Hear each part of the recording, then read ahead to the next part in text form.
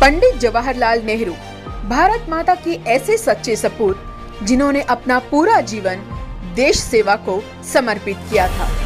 एक धनी परिवार में जन्म लेने व विदेश में उच्च शिक्षा ग्रहण करने के बावजूद यह उनका अपने देश के प्रति निस्वार्थ प्रेम ही था, जिसके कारण उन्होंने आराम और शाही जिंदगी को त्याग कर स्वतंत्रता संग्राम में तपने का फैसला लिया।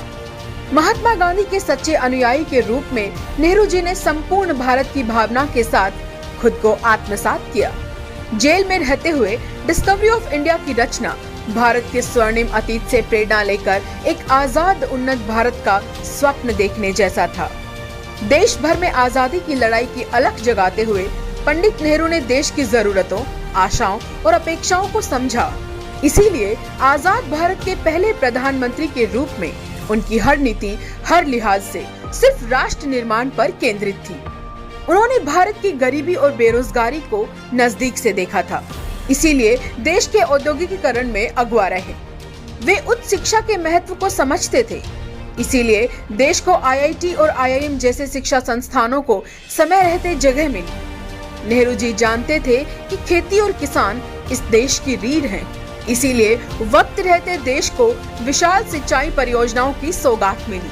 पंडित जी को पता था कि देश के विकास में विज्ञान का योगदान होता है, इसीलिए भारत में आजादी के कुछ साल बाद ही इसरो, डीआरडीओ जैसे शोध संस्थान बन पाए। चाचा नेहरू निरोगी और स्वस्थ देश का महत्व समझते थे, इसीलिए एम्स जैसे अस्पताल तैयार हुए।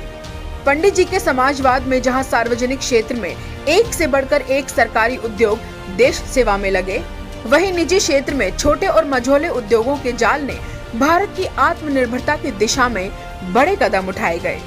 पंडित जवाहरलाल नेहरू ने सही अर्थों में एक नए भारत के निर्माण की कल्पना को साकार किया और आने वाली पीढ़ियों को भारत के विकास की यात्रा का मार्ग दिखाया। भारत माता के इस सच्चे सपूत को उनकी पुण्यतिथि पर कृतज्ञ राष्ट्र का कोटिश नमन।